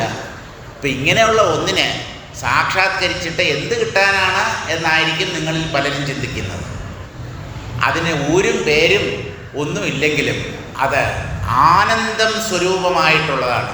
നമ്മൾ ജീവിതം മുഴുവൻ അന്വേഷിക്കുന്നത് ആനന്ദത്തെയാണ്, സുഖമാണ്, ശാന്തിയാണ്, സ്വസ്ഥതയാണ്, സമാധാനമാണ്. ആ സമാധാനം, ശാന്തി സ്വരൂപമായിട്ടുള്ളതാണ് ഈ ബ്രഹ്മവസ്തു. കാരണത്തിൽ പൊന്തി വന്ന് അതിൽ നിലനിന്ന് അതിൽ തന്നെ തിരിച്ചു ലയിക്കുന്ന കാര്യരൂപങ്ങൾ കാരണമല്ലാതെ മറ്റെന്താവാൻ പറ്റും? ഇതാണ് യുക്തി. ഇതല്പം ചിന്തിച്ച് നോക്കുന്ന ആർക്കും ബോധ്യപ്പെടുന്ന കാര്യമാണ്. അതുകൊണ്ട് ബ്രഹ്മത്തിൽ പൊന്തി വന്ന് ബ്രഹ്മത്തിൽ തന്നെ നിലനിന്ന് ബ്രഹ്മത്തിൽ തന്നെ തിരിച്ചു ലയിക്കുന്ന പ്രപഞ്ച കാര്യരൂപങ്ങളെല്ലാം ബ്രഹ്മം തന്നെ, മറ്റൊന്നാവാൻ സാധ്യമല്ല. അപ്പോൾ ഈ പ്രപഞ്ചരൂപത്തിൽ കാണപ്പെടുന്നത് ബ്രഹ്മം തന്നെ. ഇതാണ് ജ്ഞാനം എന്നതുകൊണ്ട് ഉദ്ദേശിക്കുന്നത്. ഇതാണ് ആദ്യം ഒരു വ്യക്തി മനസ്സിലാക്കേണ്ടത്. സിദ്ധാന്തപരമായ അറിവ് എന്നർത്ഥം. അപ്പോൾ ഒന്നേ ഉള്ളൂ എന്നുള്ള കാര്യം ബുദ്ധിപരമായി ആദ്യം ഗ്രഹിക്കണം. പക്ഷെ ഒന്നേ ഉള്ളൂ എന്നുള്ളത് മനസ്സിലായാലും മായയുടെ പിടിയിൽ നിന്ന് അത്ര പെട്ടെന്നൊന്നും രക്ഷപ്പെടാൻ പറ്റില്ല. മായ നമ്മളെ എവിടെയെങ്കിലും കുരുക്കാൻ നോക്കും. കാരണം മായയുടെ പ്രധാന ജോലി അതാണ്. ഈ മായ എന്ന് പറയുന്നത് എന്താണെന്ന് ചോദിച്ചാൽ ബ്രഹ്മത്തിൻ്റെ തന്നെ ഒരു ശക്തി വിശേഷമാണ് മായ. അപ്പോൾ എല്ലാം ബ്രഹ്മമാണ് എന്നുള്ള അറിവാണ് ജ്ഞാനം. ഇത് അനുഭവിക്കാൻ പറ്റുമോ എന്നുള്ളതാണ് ഒരാൾക്കുണ്ടാകാൻ സാധ്യതയുള്ള മറ്റൊരു സംശയം. ഈ ലോകത്തിൽ ഇങ്ങനെ ഒരു അറിവുണ്ടോ? അറിവുണ്ടെന്ന് മാത്രമല്ല, അതിനെ ഒരു വ്യക്തിക്ക് അനുഭവിക്കാനും കഴിയും. അങ്ങനെയാണെങ്കിൽ ഇത് ഈ ബ്രഹ്മമാണ് പ്രപഞ്ചരൂപത്തിൽ കാണുന്നത് എങ്കിൽ എന്തുകൊണ്ട് അത് എല്ലാവർക്കും അറിയാൻ കഴിയുന്നില്ല? ഈ കാണുന്നതൊക്കെ ഈശ്വരനാണ്, ഭഗവാനാണ് എന്നുള്ളത് സത്യമാണെങ്കിൽ എന്തുകൊണ്ട് നമുക്ക് ആ കാര്യം മനസ്സിലാക്കാൻ പറ്റുന്നില്ല? ന്യായമായിട്ടുള്ള ഒരു സംശയമാണ്. ഈ ചോദ്യത്തിൻ്റെ ഉത്തരമാണ് അടുത്ത പദ്യം. മനുഷ്യാണാം സഹസ്രേഷു കശ്ചിത് യതതി സിദ്ധയേ യതതാമപി സിദ്ധാനാം കശ്ചിൻ മാം വേത്തി തത്വതഃ. ആയിരക്കണക്കിന് മനുഷ്യർ ഈ ആത്മസാക്ഷാത്കാരത്തിനായി പ്രയത്നിക്കുന്നു, ആത്മസ്വരൂപത്തെ അറിയാൻ അല്ലെങ്കിൽ ആത്മജ്ഞാനം നേടാൻ ശ്രമിക്കുന്നു. പക്ഷേ അതിൽ ഒരാൾക്ക് മാത്രമാണ് കിട്ടുന്നത്. ഈ ഒരാളെന്ന് പറഞ്ഞാൽ കൃത്യമായിട്ട് ഒരാളെന്നല്ല. ആത്മജ്ഞാനത്തിന് വേണ്ടി പരിശ്രമിക്കുന്ന അനേകം കോടി മനുഷ്യരിൽ ഏതാനും ചിലർക്ക് മാത്രമാണ് ആ സത്യത്തെ കണ്ടെത്താൻ കഴിയുന്നത്. അപ്പോൾ ഇവിടെ 1000 എന്ന് പറഞ്ഞാൽ 999 ഒന്നും കൂട്ടിയാൽ കിട്ടുന്ന ആ 1000 അല്ല. ആയിരക്കണക്കിന് അസംഖ്യം മനുഷ്യരിൽ ഒരാളായിരിക്കും പരമപുരുഷാർത്ഥമായ മോക്ഷത്തിന് വേണ്ടി യത്നിക്കുന്നത് തന്നെ. അതായത് ഈ ആത്മാവിനെ അറിയണം, ഞാൻ ആത്മജ്ഞാനം നേടണം എന്ന ആഗ്രഹം ആയിരക്കണക്കിന് വ്യക്തികളിൽ ഒരാൾക്ക് മാത്രമാണ് ഉണ്ടാവുക. അപ്പോൾ വളരെ ദുർലഭമാണ് ഈ ആത്മജ്ഞാനത്തിന് വേണ്ടിയുള്ള പ്രയത്നം. അങ്ങനെ പ്രയത്നിക്കുന്ന അനേകം ആളുകളിൽ ഒരാളാണ് യഥാർത്ഥത്തിൽ ഈ ആത്മാവിനെ സാക്ഷാത്കരിക്കുക. അപ്പോൾ ഒരു സാധ്യതയില്ലാത്ത ഒരു ഏർപ്പാടാണല്ലേ ഈ ആത്മജ്ഞാനം. നമുക്ക് എങ്ങനെ അത് കിട്ടും? കാരണം ആയിരക്കണക്കിന് ആൾക്കാരിൽ ഒരാളാണ് ഈ ആത്മജ്ഞാനത്തിന് വേണ്ടി പ്രയത്നിക്കുന്നത്. അങ്ങനെ പ്രയത്നിക്കുന്ന അസംഖ്യം വ്യക്തികളിൽ ഒരാൾ മാത്രമാണ് ഈ ആത്മാവിനെ യഥാർത്ഥത്തിൽ സാക്ഷാത്കരിക്കുന്നത്. അപ്പോൾ നമുക്കത് കിട്ടാനുള്ള സാധ്യത ഇല്ല എന്ന് തന്നെ പറയണം. പക്ഷേ ഒരു കാര്യം ആലോചിക്കണം. കേരള സംസ്ഥാന ഭാഗ്യക്കുറി ടിക്കറ്റ് വാങ്ങിക്കുന്ന ആൾക്കാരാണ് ഇവിടെ ഉള്ളവരെയല്ല ഞാൻ പറഞ്ഞത്, പൊതുവേ മലയാളി. ധാരാളം ലോട്ടറി ടിക്കറ്റ് ചിലവാകുന്ന ഒരു സംസ്ഥാനമാണ് നമ്മുടെ കൊച്ചു കേരളം. ഫസ്റ്റ് പ്രൈസ് എത്ര പേർക്ക് കിട്ടും? ഒരാൾക്കേ കിട്ടത്തുള്ളൂ. എത്ര ടിക്കറ്റ് വിറ്റഴിയുന്നുണ്ട് ആർക്കറിയാം? അപ്പോൾ എത്രയോ ടിക്കറ്റിൽ വിറ്റുപോകുന്നു. ഞാൻ വാങ്ങിച്ചത് 1 അല്ലെങ്കിൽ 4 5 10 50 ഒക്കെ വാങ്ങിക്കുന്നവരുണ്ടാവാം അവരവരുടെ സാമ്പത്തിക ശേഷി അനുസരിച്ച്. സാധാരണ ആൾക്കാർ ഒരു ടിക്കറ്റാണ് വാങ്ങിക്കുക. 500 രൂപയൊക്കെയാണ് ഒരു ടിക്കറ്റിൻ്റെ വില. കിട്ടിയ കോടിക്കണക്കിന് രൂപയായിരിക്കും ലഭിക്കുക. അപ്പോൾ അങ്ങനെ ഭാഗ്യം പരീക്ഷിക്കുന്ന വ്യക്തികൾ താമസിക്കുന്ന ഒരു സംസ്ഥാനമാണ് നമ്മുടെ കേരളം. അവിടെ പിന്നെയും ഒരു സാധ്യതയുടെ അംശമുണ്ട്. എന്ന് പറഞ്ഞാൽ കിട്ടിയാൽ ലൂട്ടി അല്ലെങ്കിൽ ചട്ടി. എന്നാലും ആ 1ാം സമ്മാനം ഞാൻ വാങ്ങിച്ച ടിക്കറ്റിന് എന്തുകൊണ്ട് അടിച്ചുകൂടാ? ഈ പ്രതീക്ഷയാണ്. ആത്മജ്ഞാനത്തിൽ പ്രയത്നിക്കുന്ന ആൾക്ക് ഇന്നല്ലെങ്കിൽ നാളെ അല്ലെങ്കിൽ കുറേ ജന്മങ്ങൾക്ക് ശേഷമെങ്കിലും ഈ സത്യം തീർച്ചയായും ലഭിക്കും. ആ ഒരു ഉറപ്പുണ്ട്. ഇത് ഗ്യാരണ്ടിയുടെ കാലമാണല്ലോ അത്, അല്ലേ? എല്ലാറ്റിനും ഗ്യാരണ്ടി കാർഡ്, വാറണ്ടി കാർഡ്. അപ്പോൾ ഉറപ്പാണ്. പക്ഷേ പിന്നെ എന്തിനിങ്ങനെ പറഞ്ഞു ആയിരക്കണക്കിന് ആൾക്കാരിൽ ഒരാളാണ് പ്രയത്നിക്കുക, അങ്ങനെ അനേകം വ്യക്തികളിൽ ഒരാൾക്ക് മാത്രമാണ് ഇത് ലഭിക്കുക എന്നൊക്കെ പറഞ്ഞത് അത്ര കണ്ട് അപൂർവമാണ്, അത്ര കണ്ട് ദുർലഭമാണ് എന്നർത്ഥം. അത് നമ്മെ നിരാശപ്പെടുത്താൻ വേണ്ടി പറഞ്ഞതല്ല. ആ ഒരാൾ എന്തുകൊണ്ട് ഞാനായിക്കൂടാ? ഇങ്ങനെ വേണം ചിന്തിക്കാൻ. ആ അപൂർവം ചിലരിൽ ഒരാൾ മാത്രമല്ലേ ഈ ആത്മാവിനെ കണ്ടെത്തുന്നുള്ളൂ എന്ന് പറഞ്ഞത്. ആ വ്യക്തി എന്തുകൊണ്ട് ഞാനായിക്കൂടാ? അങ്ങനെ ചിന്തിച്ച് മുമ്പോട്ട് പോകണം. അദ്വയ ബ്രഹ്മാനുഭവം അത്ര എളുപ്പമല്ല. ജീവിതത്തിൻ്റെ പരമസത്യമാണല്ലോ അതോടെ അറിയപ്പെടുന്നത്. അതുകൊണ്ട് തന്നെ അതത്ര എളുപ്പമാവാനിടയില്ല. കുറച്ച് പ്രയാസം തന്നെയാണ്, പക്ഷേ ശ്രമിച്ചാൽ നേടാവുന്നതേ ഉള്ളൂ. അദ്വയ ബ്രഹ്മാനുഭവം സംസാര ബന്ധത്തിൽ നിന്നുള്ള പൂർണ്ണ വിമുക്തിയാണ്. ഈ വിമുക്തി ആഗ്രഹിക്കുന്നവർ തന്നെ ലോകത്ത് എത്ര പേരുണ്ട്? വളരെ അപൂർവം. മായാമോഹിതരായ അധികം പേരും ഇപ്പോഴത്തെ ജീവിതം ഒരല്പകാല പ്രതിഭാസമാണെന്നറിഞ്ഞിട്ടും പലവിധ മമതാബന്ധങ്ങളും കെട്ടിപ്പടുത്ത് അവയിൽ കുടുങ്ങി കഴിഞ്ഞുകൂടാനാണ് കൊതിക്കുന്നത്. അഹോ അദ്ഭുത സ്വരൂപിണിയായ മായയുടെ വൈഭവം! മായ ഗംഭീരന്മാരെ പോലും വട്ടം കറക്കും, വട്ടം ചുറ്റിക്കും. ഇവിടുന്ന് രക്ഷപ്പെട്ടാൽ വേറെ ഏതെങ്കിലും കുരുക്കിൽ ചെന്ന് ചാടും. ഈ മായ വല വിരിച്ച് കാത്തിരിക്കുകയാണ് അജ്ഞാനികളെ തൻ്റെ കെണിയിൽ അകപ്പെടുത്താൻ. അപ്പോൾ ആ അജ്ഞാനം ഉള്ളിൽ നിന്ന് നീങ്ങണം. സദാ ആത്മതത്വത്തെ തന്നെ ലക്ഷ്യമാക്കി മുമ്പോട്ട് പോകുന്ന ഒരു വ്യക്തി അത്ര പെട്ടെന്ന് മായയുടെ പിടിയിൽ പെടില്ല. ഒടുവിൽ താൻ കഠിന പ്രയത്നം ചെയ്ത് കെട്ടിപ്പടുത്ത എല്ലാ ബന്ധങ്ങളെയും ഒട്ടും ഇഷ്ടമില്ലാതെ വിട്ടുപോകേണ്ടതായും വരുന്നു. മരണമെന്ന് പറയുന്നത് എന്താണ്? നമ്മൾ സമ്പാദിച്ചതും നമ്മൾ കെട്ടിപ്പടുത്തതും വെട്ടിപ്പിടിച്ചതും ഇതെല്ലാം ഒരു ദിവസം കൊണ്ട്, ഒരു ദിവസമല്ല, ഒരു ക്ഷണം കൊണ്ട് ടയറിൽ നിന്ന് കാറ്റ് പുറത്തേക്ക് പോകുന്ന പോലെ ഷൂ. ടയർ പഞ്ചറാകുമ്പോഴെങ്കിലും, ടയർ വെടിതീർന്നു നമ്മൾ പറയാറില്ല, അപ്പോഴെങ്കിലും ശബ്ദം കേൾക്കും. മനുഷ്യരുടെ കാറ്റ് പോകുന്നത് അടുത്ത് കിടക്കുന്നവൻ പോലും അറിയില്ല. അത്ര ക്ഷണികമാണ് ഇഹലോക ജീവിതം. അഹോ മായയുടെ കൊടും വഞ്ചന. ആദ്യം പറഞ്ഞു അഹോ മായയുടെ വൈഭവം. ഈ മായ ഭയങ്കരമായി മനുഷ്യരെ ചതിക്കുന്നവളാണ്. ശക്തി, മായ എന്നൊക്കെ പറയുന്നത് സംസ്കൃതത്തിൽ സ്ത്രീലിംഗ ശബ്ദങ്ങളാണ്.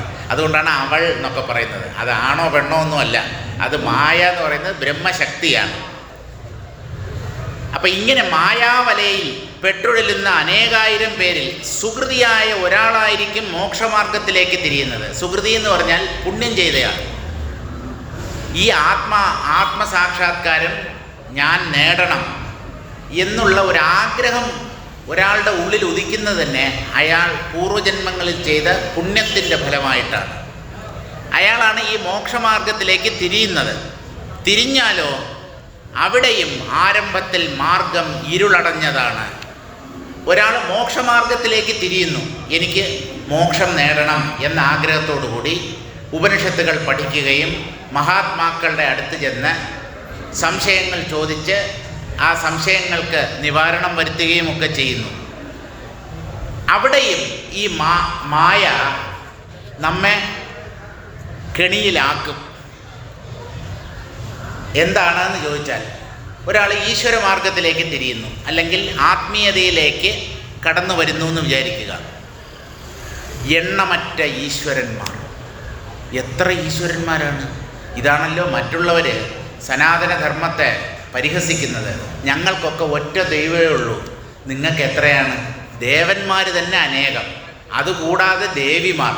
ഈ ദേവനും ദേവിക്കും ജനിച്ച കുട്ടി ദൈവങ്ങൾ, കുട്ടികൾ.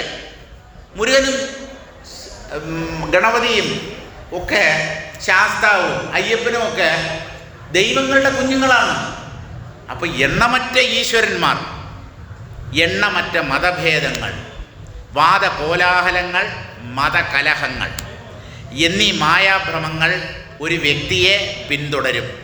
പലരും ഇവയിൽ കുടുങ്ങി വഴി മുടങ്ങി നിന്നുപോകും. പകുതി വഴിയിൽ നിർത്തിയിട്ട് അവർ തിരിഞ്ഞു നടക്കും. ഇനി അല്പം മുന്നോട്ട് പോയി എന്ന് തന്നെ കരുതുക. അദ്ഭുത സിദ്ധികൾ, സമ്പത്തിൻ്റെ പ്രവാഹം, കീർത്തി, പ്രശസ്തി, ശിഷ്യ സമ്പത്ത്. ഒരു സ്വാമിജിയൊക്കെ ആയിക്കഴിഞ്ഞാൽ നമ്മുടെ കുറേ ആൾക്കാർ വരും. അവർ പല കാഴ്ചദ്രവ്യങ്ങളും സമർപ്പിക്കും. അതിൽ പണവും ഉണ്ടാവും. കവറിലിട്ടായിരിക്കും തരിക. കൈക്കൂലി കവർ എന്ന് പറഞ്ഞിട്ടൊരു കവറുണ്ട്, ചെറുത്.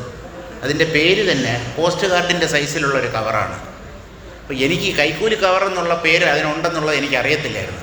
ഞാൻ ചെന്ന് ഒരു കടയിൽ ചെന്ന് ചോദിച്ചു, ചെറിയ കവറുണ്ടോ? കൈക്കൂലി കവറല്ലേ എന്ന്. ചുരുക്കം കൈക്കൂലി മാത്രമേ ആ കവറിലിട്ട് കൊടുക്കത്തുള്ളൂ എന്നാണ്. കൈക്കൂലി കൊടുക്കാൻ വേണ്ടി നിർമ്മിക്കപ്പെട്ടിട്ടുള്ള ഒരു കവറാണത്.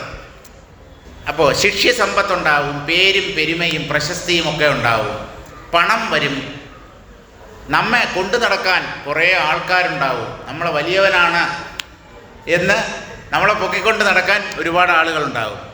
ഇതൊക്കെ വരുമ്പോൾ നമ്മുടെ ഉള്ളിലുള്ള അഹങ്കാരം തലപൊക്കും. അഹങ്കാരം തലപൊക്കിയാൽ ആത്മജ്ഞാനം മറഞ്ഞുപോകും, സാധ്യതയേ ഇല്ല. രക്ഷപ്പെടാനുള്ള അവസാനത്തെ വാതിലും അടയും.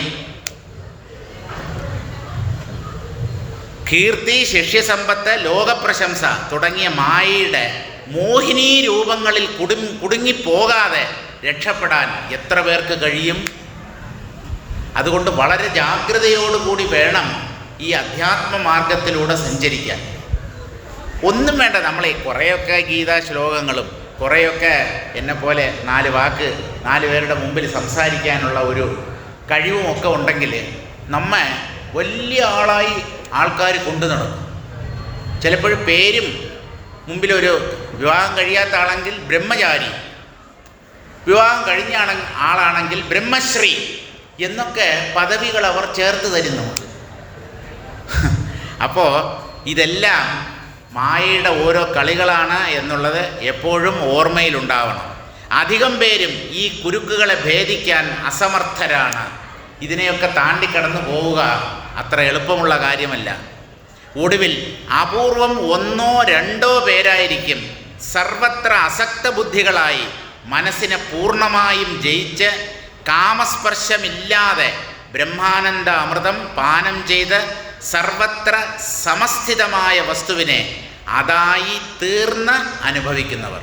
ബ്രഹ്മത്തെ അനുഭവിക്കുക എന്ന് പറഞ്ഞാൽ അതായി മാറിയിട്ടാണ് അതിനെ അനുഭവിക്കുക. അതിൽ നിന്ന് തന്നെ അടർത്തി മാറ്റിക്കൊണ്ട് അതിനെ അറിയാൻ സാധ്യമല്ല. ബ്രഹ്മജ്ഞാനം എന്ന് പറഞ്ഞാൽ ഞാൻ ബ്രഹ്മമാണ് എന്ന അറിവാണ്. അപ്പോൾ അതുമായി ചേർന്ന് നിന്നുകൊണ്ട് അതായി മാറി മാത്രമേ അതിനെ അറിയാൻ കഴിയൂ. അങ്ങനെയുള്ളവരുടെ ജീവിതം ധന്യധന്യമെന്ന് പറയേണ്ടതില്ലല്ലോ. അദ്വയ വസ്തുസ്ഥിതി യഥാർത്ഥമായി അറിയുന്നവർ വളരെ അപൂർവം. 4 മുതൽ 13 വരെയുള്ള പദ്യങ്ങൾ ജ്ഞാനം അഥവാ സിദ്ധാന്തം ഉപദേശിക്കുന്നവയാണ്. ഈ 7-ാമത്തെ അധ്യായത്തിലെ 4 മുതൽ 4-ാമത്തെ പദ്യമാണ് നമ്മളിനി വായിക്കാൻ പോകുന്നത്. 3 പദ്യങ്ങൾ നമ്മൾ വായിച്ച് അവസാനിപ്പിച്ചു. ഈ 4 മുതൽ 13 വരെയുള്ള 10 പദ്യങ്ങൾ ജ്ഞാനം അഥവാ സിദ്ധാന്തപരമായ അറിവ് അതിനെ ഉപദേശിക്കുന്ന പദ്യങ്ങളാണ്. 14 മുതലുള്ളവ വിജ്ഞാനം അല്ലെങ്കിൽ സ്വാനുഭവത്തെ വ്യക്തമാക്കുന്ന പദ്യങ്ങളാണ്. ആദ്യമായി ബ്രഹ്മത്തെ അധിഷ്ഠാനമാക്കിക്കൊണ്ട് സൃഷ്ടി നടത്തുന്ന ബ്രഹ്മശക്തിയായ പ്രകൃതി അല്ലെങ്കിൽ മായ, അതിൻ്റെ വിഭാഗങ്ങളെ വിവരിക്കുകയാണ് 4ഉം 5ഉം പദ്യങ്ങളിൽ. 4-ാമത്തെയും 5-ാമത്തെയും പദ്യം മായ എന്താണ് എന്നുള്ളതിനെ വർണ്ണിക്കുന്ന പദ്യങ്ങളാണ്. ഭൂമിരാപോനലോ വായുർഘം മനോ ബുദ്ധിരേവച അഹങ്കാര ഇതീയം മേ ഭിന്നാ പ്രകൃതിരഷ്ടധാ. പ്രപഞ്ചരൂപത്തിൽ പ്രത്യക്ഷപ്പെട്ടിരിക്കുന്ന എൻ്റെ ഈ പ്രകൃതി, ശ്രീകൃഷ്ണനാണ് പറയുന്നത്. ശ്രീകൃഷ്ണൻ എന്ന് പറഞ്ഞാൽ പരമാത്മാവിൻ്റെ പ്രതീകമാണ്. ബ്രഹ്മം തന്നെ കൃഷ്ണരൂപത്തിൽ പ്രകടമായി. ഈ പ്രപഞ്ചരൂപത്തിൽ പ്രത്യക്ഷപ്പെട്ടിരിക്കുന്നത് അല്ലയോ അർജുന, എൻ്റെ തന്നെ പ്രകൃതിയാണ്, എൻ്റെ തന്നെ ശക്തിവിശേഷമായ മായയാണ്. അതെങ്ങനെയൊക്കെയാണ് പ്രകടമാകുന്നത് എന്ന് ചോദിച്ചാൽ, പഞ്ചഭൂതങ്ങൾ, അതാണ് ഭൂമി, ആപസ് എന്ന് പറഞ്ഞാൽ വെള്ളം എന്നർത്ഥം.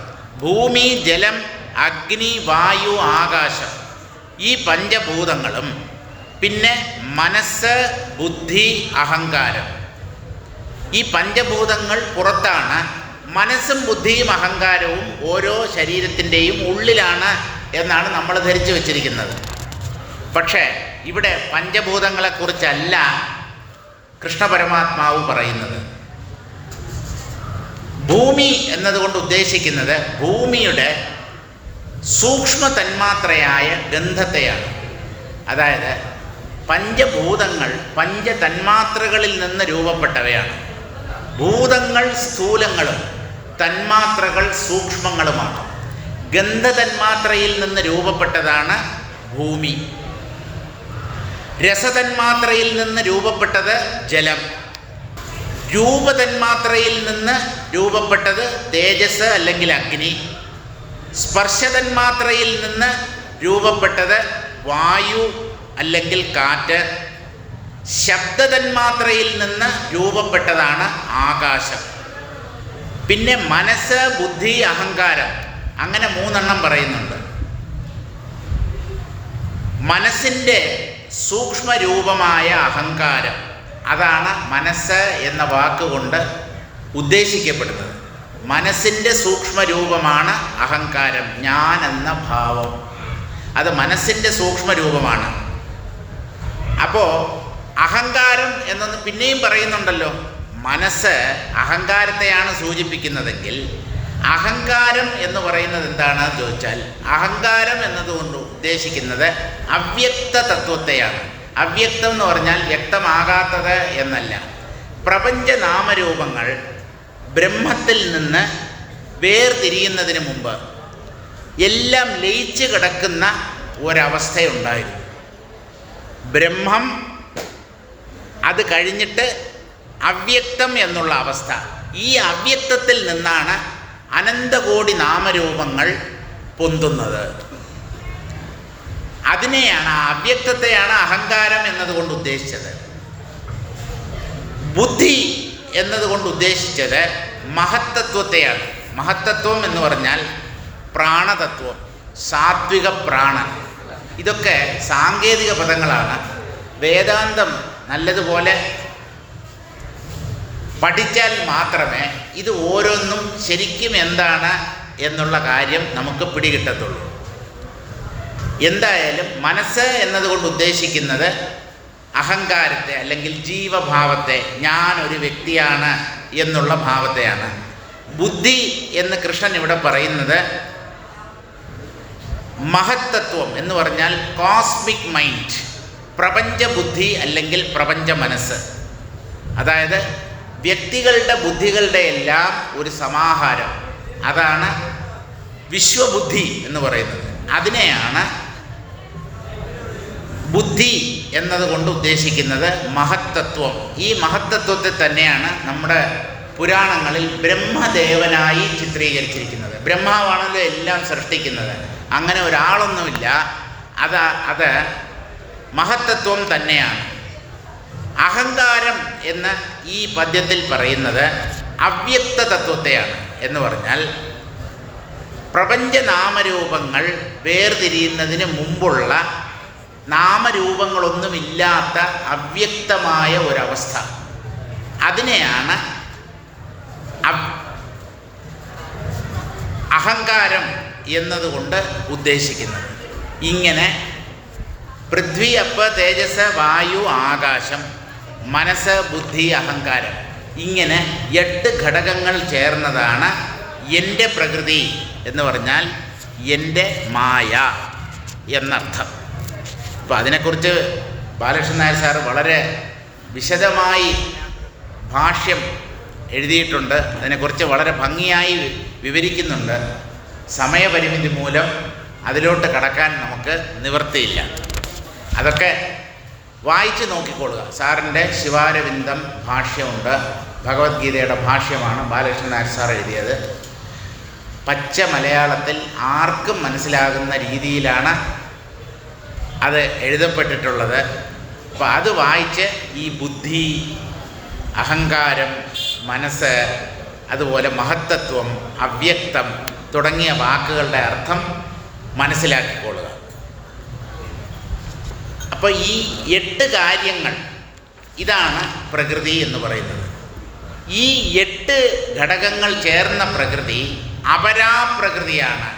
അപരാ എന്ന് പറഞ്ഞാൽ താണത്, ശ്രേഷ്ഠമല്ലാത്തത്, തരം കുറഞ്ഞത് എന്നൊക്കെയാണ് അർത്ഥം. അപ്പം അപരാപ്രകൃതിയാണ് ഈ പൃഥ്വി, അപ്പ്, തേജസ്, വായു, ആകാശം, മനസ്സ്, ബുദ്ധി, അഹങ്കാരം, ഈ 8. അപ്പോൾ പരാപ്രകൃതി എന്നൊന്നുണ്ടോ എന്ന് ചോദിച്ചാൽ ഉണ്ട്. പരാ എന്നുള്ള വാക്കിന് ശ്രേഷ്ഠം, മഹത്തരം, ഉയർന്നത്, മികച്ചത് എന്നൊക്കെയാണ്. ആ അപരാപ്രകൃതി ആ പരാപ്രകൃതി ജീവൻ തന്നെയാണ്. അതായത് നമ്മുടെ ഓരോരുത്തരുടെയും ഉള്ളിൽ ഞാൻ എന്ന് പ്രകാശിക്കുന്ന അനുഭവം, അത് തന്നെയാണ് പരാപ്രകൃതി. 5-ാമത്തെ പദ്യത്തിൽ എന്താണ് പറയുന്നതെന്ന് നോക്കാം. അപരേയമിതസ്ത്വന്യാം പ്രകൃതിം വിദ്ധി മേ പരാം ജീവഭൂതാം മഹാബാഹോ യയേദം ധാര്യതേ ജഗതേ. എൻ്റെ പ്രകൃതി 8 വിധമായി പിരിയുന്നു. അതാണ് കഴിഞ്ഞ പദ്യത്തിൽ പറഞ്ഞത്. ആ പ്രകൃതി അപരാപ്രകൃതിയാണ്. അത് ശ്രേഷ്ഠമായ ഒന്നല്ല, അത് തരം താണ എൻ്റെ പ്രകടനമാണ്. അല്ലയോ അർജുന, ഈ അപരാപ്രകൃതിയിൽ നിന്നും ഭിന്നയായി ജീവസ്വരൂപം കൈക്കൊണ്ട് വിളങ്ങുന്ന പ്രകൃതിയെ പരാപ്രകൃതി എന്നറിയൂ. ആ പരാപ്രകൃതിയിലാണ് ഈ ജഗത്ത് ഉള്ളതായി അനുഭവപ്പെടുന്നത്. ജഗത്തും ജഗത്തിലെ പദാർത്ഥങ്ങളും ആരാ അനുഭവിക്കുന്നത് എന്ന് ചോദിച്ചാൽ നമ്മെപ്പോലെയുള്ള ജീവന്മാരാണ് അനുഭവിക്കുന്നത്. ഈ ജീവഭാവം എന്ന് പറയുന്നത് ബ്രഹ്മത്തിൻ്റെ തന്നെ പ്രകടനമാണ്. ജീവോ ബ്രഹ്മൈവ ന അപരഹ. ജീവൻ എന്ന് പറയുന്നത് ബ്രഹ്മത്തിൻ്റെ തന്നെ പ്രകടനമാണ്. ആ പ്രകടനത്തെയാണ് പരാപ്രകൃതി എന്നതുകൊണ്ട് ഉദ്ദേശിക്കുന്നത്. അപരാപ്രകൃതിയാണ് പ്രപഞ്ച സൃഷ്ടിക്ക് കാരണം. സൃഷ്ടിക്കപ്പെട്ട പ്രപഞ്ചത്തെ പരാപ്രകൃതിയായ ജീവനാണ് അനുഭവിക്കുന്നത്. ദ്രഷ്ടാവ്, അനുഭവിക്കുന്നവൻ, അതാണ് പരാപ്രകൃതി. അനുഭവിക്കപ്പെടുന്നത് ദൃശ്യം, അതാണ് അപരാപ്രകൃതി. ദൃശ്യത്തെക്കാളും ഉയർന്ന തലത്തിലായിരിക്കും എപ്പോഴും ദ്രഷ്ടാവ്. ദൃശ്യം താഴെയാണ്. കാരണം ദൃശ്യം സ്വയം ഉണ്ടെന്ന് അനുഭവിക്കുന്നില്ല. ദൃശ്യത്തെ ഉണ്ടെന്നറിയുന്നത് ദ്രഷ്ടാവാണ്. അതുകൊണ്ട് ദ്രഷ്ടാവ് മാത്രമേ പരാപ്രകൃതിയായിരിക്കാൻ അതിന് മാത്രമേ അർഹതയുള്ളൂ. അപ്പോൾ അനേകം ജീവന്മാരുണ്ട്. ആ ജീവന്മാർ ബുദ്ധി എന്ന മാധ്യമത്തിൽ പ്രതിഫലിക്കുന്ന ചൈതന്യമാണ്. നമുക്കൊക്കെ ബുദ്ധിയുണ്ട്. ബുദ്ധിയില്ലാത്ത മരമണ്ടന്മാരിൽ പോലും ബുദ്ധി എന്നുള്ളതുണ്ട്. അവർക്ക് മറ്റ് കാര്യങ്ങൾ ഗ്രഹിക്കാൻ അല്പം ബുദ്ധിമുട്ടുണ്ടാവും. ചിലപ്പോൾ അവർക്ക് പഠിപ്പ് നേരെ വരികയില്ല. സ്കൂളിൽ പോയാലും ഒന്നും അധ്യാപകൻ പറയുന്നൊന്നും മനസ്സിലാക്കാൻ പറ്റില്ല. അതല്ല ഇവിടെ ഉദ്ദേശിക്കുന്നത്. ഞാനെന്ന് അനുഭവിക്കാത്ത ഏതെങ്കിലും വ്യക്തി ഈ ഭൂമുഖത്തുണ്ടോ? മനുഷ്യരിൽ ഓരോരുത്തരിലും ഈ ഞാനെന്ന ഭാവമുണ്ട്. ആ ഞാനെന്നുള്ള അനുഭവം തന്നെയാണ് പരാപ്രകൃതി. ഈ പ്രപഞ്ചം അപരാപ്രകൃതിയാണ്. അപരാപ്രകൃതി ജഡമായിരിക്കും, അചേതനമായിരിക്കും, ജീവനില്ലാത്തവയായിരിക്കും. അതാണ് അപരാപ്രകൃതി. ജീവൻ അറിയാൻ, അനുഭവിക്കാൻ കഴിവുള്ളതാണ് പരാപ്രകൃതിയായ ഈ ജീവൻ. അത് ബ്രഹ്മത്തിൻ്റെ തന്നെ പ്രതിബിംബമാണ്. ഇങ്ങനെ ഒരേ ബ്രഹ്മം പര അപര എന്നീ 2 തരത്തിൽ പ്രകടമാകുന്നു. മായ ഉണ്ടാക്കി അഴിക്കുന്ന ജഡജീവ ജഗത്തിനോട് പരമാത്മാവിന് നേരിട്ട് യാതൊരു ബന്ധവുമില്ല. ബ്രഹ്മത്തിന് പ്രപഞ്ചവുമായിട്ട് ബന്ധമില്ല. പക്ഷേ ബ്രഹ്മത്തിൽ നിന്ന് പ്രത്യക്ഷപ്പെട്ടതാണ് ഈ പ്രപഞ്ചം. അതെങ്ങനെയാ?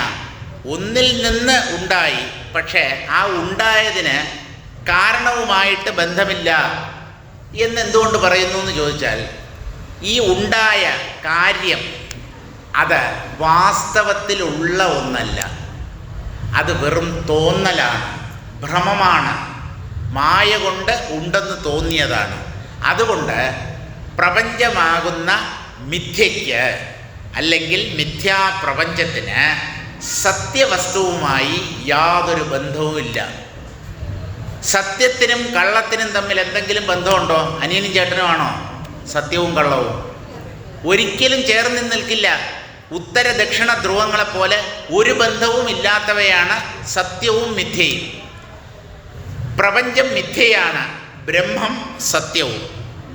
ഈ ബ്രഹ്മത്തിൽ മായ വെറുതെ ഉണ്ടെന്ന് തോന്നിക്കുന്നതാണ് ഈ പ്രപഞ്ചം. പരമാത്മാവിൽ ഒരു ബന്ധദോഷവും വരുത്താതെയാണ് മായയുടെ സൃഷ്ടിസ്ഥിതി സംഹാരങ്ങൾ എല്ലാം. ജഡവുമായി ബന്ധപ്പെടുന്നത് ബ്രഹ്മമല്ല, ജീവനാണ്. ഈ ജീവൻ പരമാത്മാവിൻ്റെ ഒരു പ്രതിഫലനം മാത്രമാണ്, നിഴലാണ്. നിഴൽ രൂപത്തിലുള്ള ജീവനാണ് പ്രപഞ്ചവുമായി ബന്ധപ്പെടുന്നത്, പ്രപഞ്ചത്തിൽ വ്യവഹരിക്കുന്നത്. മൂലവസ്തുവായ ബ്രഹ്മം, അതിന് പ്രപഞ്ചവുമായി യാതൊരു ബന്ധവും ഇല്ല. ജഡസമ്പർക്കത്തിൽ ഏർപ്പെടുന്ന ജീവനാണ് എല്ലാ ബന്ധങ്ങളും.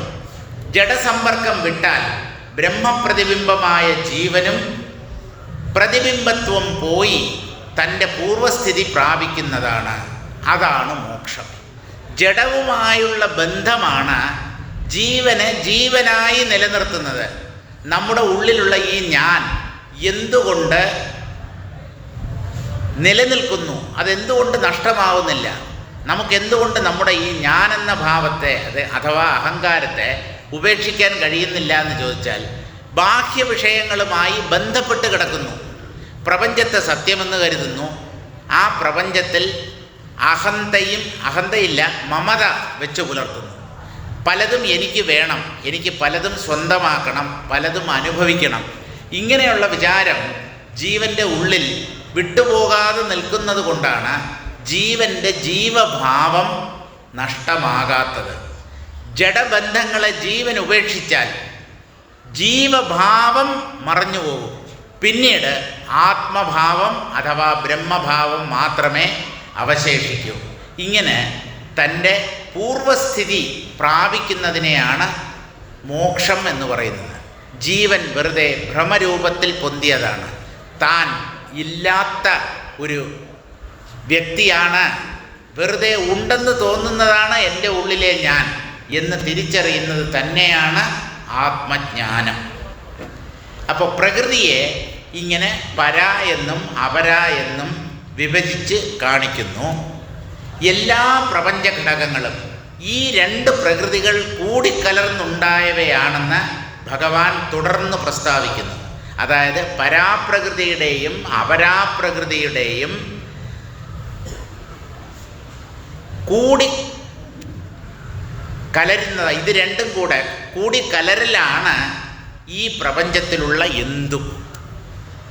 ഏത് വസ്തു എന്ത് വേണമെങ്കിലും എടുത്തു, ജീവനുള്ള ജീവികളെ എടുത്താലും അല്ലെങ്കിൽ അചേതനങ്ങളായ ജഡവസ്തുക്കളെ എടുത്താലും എല്ലാം പര അപര എന്നീ രണ്ട് പ്രകൃതികൾ കൂടിച്ചേർന്ന് ഉണ്ടായവയാണ്.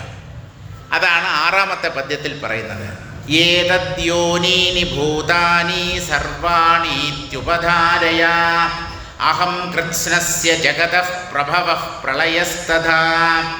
എല്ലാ പ്രപഞ്ച ഘടകങ്ങളും ഈ രണ്ട് പ്രകൃതികളും കൂടിക്കലർന്നുണ്ടായവയാണെന്നറിയൂ. ഈ രണ്ട് പ്രകൃതികൾ എന്ന് പറഞ്ഞാൽ പരാപ്രകൃതിയും അപരാപ്രകൃതിയും. അതുപോലെ പരമാത്മാവായ ഞാൻ മുഴുവൻ പ്രപഞ്ചത്തിനും ഉദ്ഭവസ്ഥാനവും ലയസ്ഥാനവും ആണെന്നും അറിയൂ. അഹം കൃത്സ്നസ്യ ജഗതഃ. കൃത്സ്നം എന്ന വാക്കിന് പൂർണ്ണം എന്നാണ് അർത്ഥം. ഈ മൊത്തം പ്രപഞ്ചത്തിൻ്റെയും ഉദ്ഭവവും ലയവും എന്നിലാണ് സംഭവിക്കുന്നത്. ഞാൻ ഉള്ളത് കൊണ്ടാണ് പ്രപഞ്ചം ആവിർഭവിക്കുകയും ഇടയ്ക്ക് കുറേ കാലം നിലനിൽക്കുകയും അവസാനം ലയിച്ചു പോവുകയും ചെയ്യുന്നത്. ഉണ്ടായി മറയുന്ന കാര്യരൂപങ്ങളായ പ്രപഞ്ച ഘടകങ്ങളെ കണ്ടിട്ടാണല്ലോ ഒരു ജിജ്ഞാസു കാരണാന്വേഷണത്തിന് പുറപ്പെടുന്നത്. നമ്മൾ കാണുന്ന വസ്തുക്കൾ, ഈ പ്രപഞ്ചത്തിലുള്ളതെല്ലാം കാര്യങ്ങളാണ്. കാര്യങ്ങൾ എന്ന് പറഞ്ഞാൽ സൃഷ്ടിക്ക് ശേഷം വന്നവ അല്ലെങ്കിൽ സൃഷ്ടിക്കപ്പെട്ടവ. ഇവ ആവിർഭവിക്കുന്നതിന് മുമ്പ് എന്തുണ്ടായിരിക്കും എന്ന് ചിന്തിക്കുന്നതാണ് പരമകാരണ അന്വേഷണം എന്ന് പറയുന്നത്.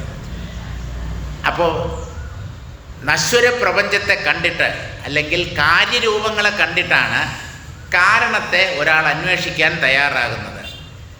തുടർന്ന് ബോധാനന്ദഘനമായ ബ്രഹ്മമാണ് പ്രപഞ്ചകാര്യരൂപങ്ങളുടെ എല്ലാം ഉത്പത്തിസ്ഥാനവും ലയസ്ഥാനവുമായ പരമകാരണം എന്ന് തെളിഞ്ഞു. അങ്ങനെയാണ് ഒരാൾ ബ്രഹ്മത്തെ സാക്ഷാത്കരിക്കുന്നത്. ബ്രഹ്മത്തെ അന്വേഷിക്കാനുള്ള പ്രേരണ നൽകിയത് ഈ ബാഹ്യപ്രപഞ്ചവും പ്രപഞ്ച പദാർത്ഥങ്ങളും തന്നെയാണ്. ഇതൊക്കെ എവിടെ നിന്ന് വന്നു? ഇതാണല്ലോ ആധുനിക ശാസ്ത്രജ്ഞന്മാരും അന്വേഷിക്കുന്നത്. പ്രപഞ്ചത്തിൻ്റെ ഉത്പത്തി ഇതൊക്കെ എപ്പോഴോ ഉണ്ടായതാണ് എന്ന് ആധുനിക ശാസ്ത്രം തന്നെ അംഗീകരിക്കുന്നു. പണ്ടേ ഉണ്ടായതാണ്, കോടിക്കണക്കിന് കൊല്ലങ്ങൾക്ക് മുമ്പുണ്ടായതാണ്, പക്ഷേ ഉണ്ടായതാണ്. അപ്പോൾ ഇതൊക്കെ ഉണ്ടാവുന്നതിന് മുമ്പ് ഒന്നുമില്ലായിരുന്നു. അപ്പോഴെന്തുണ്ടായിരുന്നുവോ അതാണ് പരമകാരണം. ആ പരമകാരണത്തിൽ നിന്ന് ഇടയ്ക്ക് എപ്പോഴോ പൊന്തിയവയാണ് ഈ പ്രപഞ്ചഘടകങ്ങൾ. ഇങ്ങനെ പരമകാരണത്തെ അന്വേഷിച്ചാണ് ഒരാൾ ബ്രഹ്മത്തിലെത്തിച്ചേരുന്നത്. ഇനി അടുത്ത സംശയം, ബ്രഹ്മമാണ് പരമകാരണമെങ്കിൽ അതിൽ പൊന്തിമറയുന്ന പ്രപഞ്ചഘടകങ്ങൾ ആ പരമകാരണത്തിൽ നിന്ന് ഭിന്നമാകാൻ പറ്റുമോ? ബ്രഹ്മം മാത്രമേ ആദ്യം ഉണ്ടായിരുന്നുള്ളൂ. ആ ബ്രഹ്മത്തിൽ നിന്ന് പൊന്തുന്ന പ്രപഞ്ചഘടകങ്ങൾ, സൂര്യചന്ദ്രന്മാർ മുതൽ അമീബ, പുല്ല്, പുഴു, കൃമി, കീടം വരെയുള്ള സകലതും പ്രപഞ്ചഘടകങ്ങളാണ്. അതിൽ ജീവനുള്ളവയും ജീവനില്ലാത്തവയും പെടും. ഇതെല്ലാം തന്നെ ബ്രഹ്മത്തിൽ നിന്നാണ് ആവിർഭവിച്ചത്. അങ്ങനെയാണെങ്കിൽ ആ പരമകാരണത്തിൽ നിന്ന് പൊന്തിയ ഈ പ്രപഞ്ചഘടകങ്ങൾ യഥാർത്ഥത്തിൽ ബ്രഹ്മത്തിൽ നിന്ന് അന്യമാകാൻ പറ്റുമോ? ഈ ചോദ്യത്തിന് മറുപടിയാണ് 7ാമത്തെ പദ്യത്തിൽ പറയുന്നത്. മത്തഃ പരതരം നാന്യത് കിഞ്ചിദസ്തി ധനഞ്ജയ മയി സർവമിദം പ്രോതം സൂത്രേ മണിഗണാ ഇവ. അല്ലയോ അർജുന, എന്നിൽ നിന്ന് ഭിന്നമായി വേറെ ഒന്നുമില്ല. ചരടിൽ മുത്തുകളെന്ന പോലെ എന്നിൽ ഈ കാണുന്ന പ്രപഞ്ചഘടകങ്ങളെല്ലാം കോർക്കപ്പെട്ടിരിക്കുന്നു. അപ്പോൾ ഒരു പ്രപഞ്ചഘടകവും ബ്രഹ്മത്തെ വിട്ടിട്ട് നിൽക്കുന്നില്ല. എല്ലാം ബ്രഹ്മത്തോടു കൂടി ചേർന്നാണ് പ്രകാശിക്കുന്നത്. മയി സർവമിദം പ്രോതം, എന്നിൽ കോർക്കപ്പെട്ടതാണ് ഈ പ്രപഞ്ചഘടകങ്ങൾ. പ്രപഞ്ചം പൊന്തി വരുന്നതും തിരിച്ചു ലയിക്കുന്നതും പരമാത്മാവിലാണ്. പൊന്തി വരുന്നതിന് മുൻപ് എന്തുണ്ടായിരുന്നു? പരമാത്മാവ് മാത്രം. പ്രപഞ്ചം ലയിച്ചതിന് ശേഷം എന്ത് ബാക്കിയുണ്ടാവും? പരമാത്മാവ് മാത്രം. ഇപ്പോൾ പ്രപഞ്ചത്തിൻ്റെ ആവിർഭാവത്തിന് മുമ്പും പ്രപഞ്ച വിലയത്തിന് ശേഷവും എന്ത് ബാക്കിയുണ്ടോ അതാണ് സത്യം. ഇപ്പോൾ പ്രപഞ്ചം ഉണ്ടാവുന്നതിന് മുമ്പുമുണ്ട്, പ്രപഞ്ചം ലയിച്ചു പോയതിന് ശേഷവുമുണ്ട്. അങ്ങനെയാണെങ്കിൽ പ്രപഞ്ചം ഉള്ളപ്പോഴും അത് മാത്രമേ ഉണ്ടാവാൻ പറ്റൂ. ആദിയിലും അന്തത്തിലും ഉള്ളത് മധ്യത്തിലും ഉണ്ടാവണം. ഇതാണ് യുക്തി. അപ്പോൾ പ്രപഞ്ചമായി കാണപ്പെടുന്നത് ഈ ബ്രഹ്മം തന്നെ. ഈശ്വരനാണ് പ്രപഞ്ചരൂപത്തിൽ കാണപ്പെടുന്നത്. അപ്പോൾ വാസ്തവത്തിൽ നമുക്ക് അമ്പലങ്ങളുടെ ഒന്നും ആവശ്യമില്ല. ഈ പ്രപഞ്ചം തന്നെ ഈശ്വരൻ വാഴുന്ന ശ്രീകോവിലാണ്. പക്ഷേ ആ ലെവലിലേക്ക് ഉയരണമല്ലോ. അതുകൊണ്ട് തൽക്കാലം നമ്മൾ ഒരു അമ്പലമോ ഒരു പൂജാമുറിയോ കുറേ വിഗ്രഹങ്ങളും പടങ്ങളും ഒക്കെ വെച്ച് പതുക്കെ ഈശ്വരനിൽ ഭക്തി വളർത്തിയെടുത്ത് ക്രമേണ ബുദ്ധി പാകപ്പെടുന്നതോടുകൂടി ഈ പ്രപഞ്ചം തന്നെ ഭഗവാന്റെ ക്ഷേത്രമാണ് എന്ന സത്യത്തിൽ എത്തിച്ചേരും. സൃഷ്ടിക്കും ലയത്തിനുമിടയ്ക്ക് പരമാത്മാവിൽ സ്പന്ദിച്ചുയരുന്ന ശക്തിയും അതുണ്ടാക്കി കാണിക്കുന്ന പ്രപഞ്ചഘടകങ്ങളും പരമാത്മാവിൻ്റെ തന്നെ രൂപഭേദങ്ങളാണ് എന്ന് കാണേണ്ടതാണ്. അതാണ് എന്നിൽ നിന്നും ഭിന്നമായി വേറെ യാതൊന്നുമില്ല എന്ന് ഭഗവാൻ പ്രസ്താവിച്ചിരിക്കുന്നത്. പക്ഷേ പ്രപഞ്ചഘടകങ്ങൾ പലതായി കാണപ്പെടുന്നതോ പലതാണ്. ദ്വൈതമാണല്ലോ ഈ പ്രപഞ്ചത്തിൽ കാണപ്പെടുന്നത്. ഇതൊക്കെ ഒന്നായ ഈശ്വരൻ്റെ തന്നെ പ്രതിരൂപങ്ങളാണ് എന്ന് എങ്ങനെ അംഗീകരിക്കാൻ പറ്റും എന്ന് ചോദിച്ചാൽ അത് കുഴപ്പമില്ല, അത് സാരമില്ല എന്നാണ്. അനേകം മുത്തുമണികൾ ഒരു ചരടിൽ കോർക്കപ്പെട്ടിരിക്കുന്നത് പോലെ എല്ലാ പ്രപഞ്ചഘടകങ്ങളും ആത്മാവിൽ കോർക്കപ്പെട്ടിരിക്കുന്നു.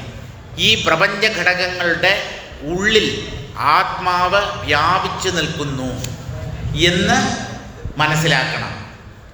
ഇപ്പോൾ മുത്തുമണികളും ചരടും പോലെയുള്ള ബന്ധമാണോ പ്രപഞ്ചഘടകങ്ങൾക്കും ആത്മാവിനും തമ്മിലുള്ളത്? അപ്പോൾ ഓരോ പ്രപഞ്ചഘടകങ്ങളും ഓരോ ചെറിയ ചെറിയ മുത്തുമണി പോലെ, നൂല് പോലെ ഇരിക്കുന്നതാണ് ബ്രഹ്മം. അങ്ങനെയൊന്നും വിചാരിക്കരുത്. ഈ ഉദാഹരണം പറഞ്ഞത് എല്ലാ മുത്തുമണികളുടെ ഉള്ളിലൂടെയും കടന്നു പോകുന്നതാണ് ചരട്. മാലയെ കാണുമ്പോൾ മുത്തുമണികളെ മാത്രമേ നമ്മൾ കാണുന്നുള്ളൂ, ചരടിനെ കാണുന്നില്ല. ഇതുപോലെ പ്രപഞ്ച നാമരൂപങ്ങളെ കാണുമ്പോൾ അതിൻ്റെ ഉള്ളിലൂടെ, അതിനുള്ളിലൊക്കെ വ്യാപിച്ചു നിൽക്കുന്ന ആത്മതത്വത്തെ നമ്മൾ കാണുന്നില്ല.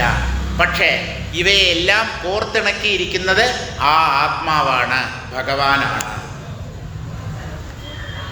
വേദാന്തത്തിലെ ദൃഷ്ടാന്തങ്ങളൊന്നും തന്നെ എല്ലാ പ്രകാരത്തിലും പ്രപഞ്ചത്തിനും ബ്രഹ്മത്തിനും തമ്മിലുള്ള ബന്ധത്തെ സൂചിപ്പിക്കുന്നവയല്ല. ഒരു ഉദാഹരണം കൊണ്ടും ഈശ്വരനും പ്രപഞ്ചത്തിനും തമ്മിലുള്ള ബന്ധത്തെ നമുക്ക് മനസ്സിലാക്കാൻ സാധ്യമല്ല. ഓരോ ഉദാഹരണങ്ങളിൽ നിന്നും ഓരോ അംശം മാത്രം നമ്മൾ സ്വീകരിക്കുക. അങ്ങനെ പല ഉദാഹരണങ്ങളിൽ നിന്നും പല അംശങ്ങൾ അംഗീകരിച്ച് ബ്രഹ്മവും പ്രപഞ്ചവും തമ്മിലുള്ള ബന്ധം, അതിനെ നമ്മൾ ബുദ്ധി കൊണ്ട് മനസ്സിലാക്കുകയാണ് വേണ്ടത്.